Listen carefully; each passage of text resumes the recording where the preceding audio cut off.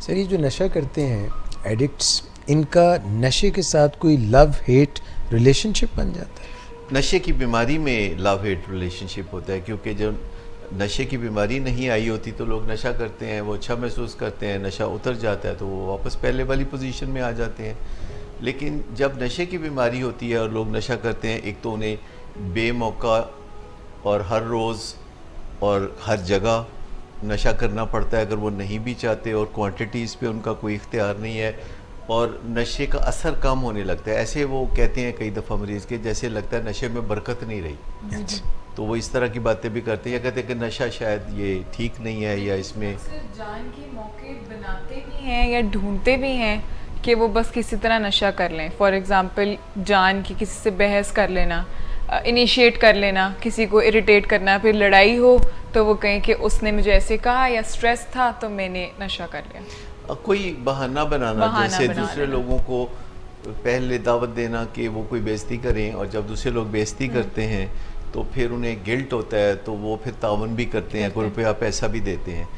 तो ये एक बड़ी चौमुखी लड़ाई लड़नी पड़ती है नशे के मरीज़ को, और फिर एक दिन भांडा फूट जाता है कि जी ये तो बंदा नशा करता है, और फैमिली पर क़यामत बीत जाती है। इससे फैमिली को बहुत ही मुश्किलात होती हैं, और फैमिली जो है अपने रस्म व रवाज के मुताबिक, अपनी समझ बूझ के मुताबिक उससे डील करती है। जो दो ही तरीके हैं, धमकियां देना, बेइज्जती करना, रुकावटें डालना, काबू करने की कोशिश करना, और अपनी कॉमन सेंस के तहत वो मरीज़ के साथ एस्कॉर्ट करना शुरू कर देते हैं उसको, और टोटके इस्तेमाल करते हैं, एक्स्ट्रा लाड प्यार करना, उनकी extra out of the way पैदा आपा के जो टोटके होते थे उनमें जितने टोटके आप ये भी शामिल कर ले, तो हर फैमिली तकरीबन दुनिया भर में एक जैसे टोटके करती है कि कभी मरीज़ पे इनाम व इकराम की बारिश करना, कभी उसको फिर डांट डपट करना, कभी उसको महदूद कर देना किसी जगह, कभी उसकी ठुकाई भी कर देते हैं,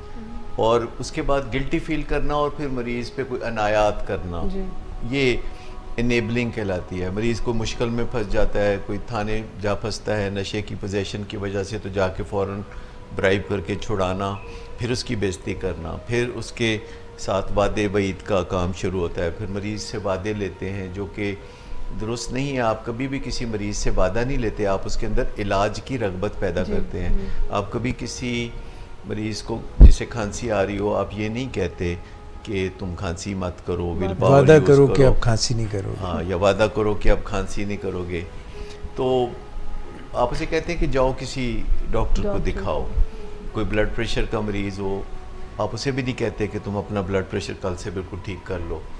तो अगरचे विल का बीमारियों के इलाज से बड़ा गहरा ताल्लुक़ है, लेकिन ये काफ़ी लंबी छलांग है जो फैमिली मेम्बर्स चाहते हैं कि मरीज़ उनको नशा छोड़ के दिखा दे, तो ऐसा ज़्यादा देर मुमकिन नहीं होता। तो ये कहने की बजाय कि तुम नशा छोड़ो, ये कहना चाहिए कि तुम ट्रीटमेंट सीख करो, तुम इलाज की तलाश में निकलो। फिर उसके लिए ये ज़रूरी है फिर फैमिली इसको बीमारी तसव्वुर करे। फैमिली तो अपने तरीक़ों से उसको कोई ऐसी आदत समझ रही होती है कि जो कोई इसके बस में है, और अगर हम इसकी कमियों को जो कि मरीज़ प्रेजेंट कर रहा होता है बज़ाहिर कि मेरी ज़िंदगी में ये गाड़ी नहीं है या ये नहीं है तो इस वजह से मुझे करने पड़ते हैं, या ये दिला दें तो मैं छोड़ दूँगा, तो फैमिली को ये कॉन्सेप्ट नहीं होता कि हमारा जो लव वन है वो ट्रैप है ना। जब घर का कोई फ़र्द एक बात बार बार कह रहा होता है, चूँकि वो फेमिलियर होता है और वो हमें बहुत प्यारा भी होता है, तो जब वो बार बार एक बात कहता है तो हमें वो ठीक लगने लगती है। ये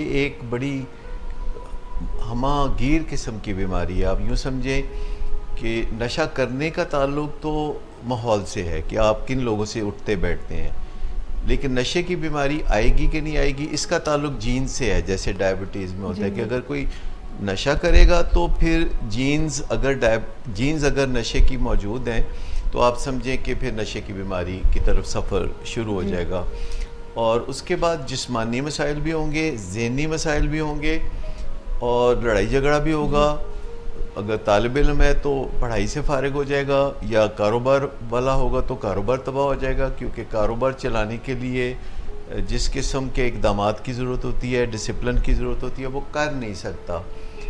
तो एक बर्बादी का बड़ा वाज़ेह सा स्ट्रक्चर नज़र आता है हर चीज़ शिकस्ता होती हुई नज़र आती है, लेकिन मरीज़ नहीं मानता क्योंकि हर चीज़ आहिस्ता आहिस्ता हो रही होती है, स्लो मोशन में हो रही होती है, और सब लोग उसके लिए कुछ और वजूहात तलाश कर रहे होते हैं कि अगर ग्रेड्स ख़राब हुए हैं तो उसकी कोई और वजह ढूंढी जाएगी, या जो वजह मरीज़ बता दे। कारोबार तबाह हो रहा है तो उसकी बिल्कुल एक मुख्तलिफ वजह ढूंढी जाएगी और हकीकत से आंखें चुराई जाएंगी। और फैमिलीज़ कई साल तक जो जिद्दोजहद करती हैं बाहर की मदद लिए बगैर, क्योंकि बहुत शेम होती है घर की बात बाहर नहीं निकालनी, तो फैमिली जो इकदाम कर रही होती है तो वो कहते हैं उल्टी हो गई सब तदबीरें। तो फिर कहीं जाके फैमिली इतनी तकलीफ़ में होती है कि वो घर की बात को बाहर निकालते हैं, फिर गूगल पे जाते हैं, कोई यूट्यूब पे जाते हैं, वेबसाइट्स देखते हैं, फिर कुछ इलाजों के बारे में पता करते हैं, फिर हिम्मत पैदा करके किसी दिन फैमिली आगे बढ़ती है और इलाज का सिलसिला शुरू होता है। फिर भी कोई कॉन्सेप्ट नहीं होता कि इलाज है क्या जी। उनका ख्याल होता है बुनियादी कि कुछ अर्सा मरीज़ अगर नशे से दूर रहेगा तो समझो कि बेड़ा पार है। और ये बहुत बड़ी गलत फहमी है। नशे से महज दूरी कुछ अरसे तक या बहुत अरसे तक इससे कोई फ़र्क नहीं पड़ता, जबकि मरीज़ का जो सॉफ्टवेयर है जो एक्चुअली मेलवेयर बन चुका होता है, वायरसेस हैं उसमें, तो वो उसको बदलने की ज़रूरत होगी, उसकी आदतें बदलने के लिए उसको मदद की ज़रूरत होगी, फैमिली की बहुत हेल्प चाहिए होगी। और ये बहुत सारी चीज़ें हैं जो अभी हम डिस्कस करेंगे कि कैसे फिर उसकी नैया पार लगाई जाए। बिल्कुल ठीक।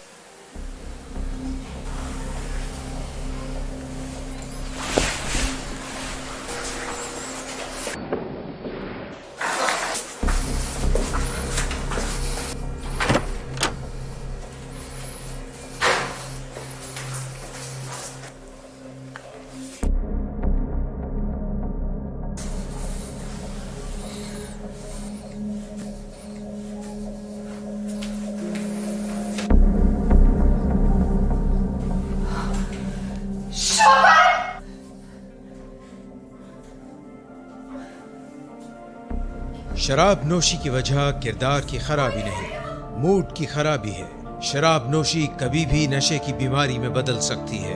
नशे की बीमारी हर स्टेज पर काबिले इलाज है। मदद हासिल कीजिए, क्योंकि वो ऐसा नहीं करेगा।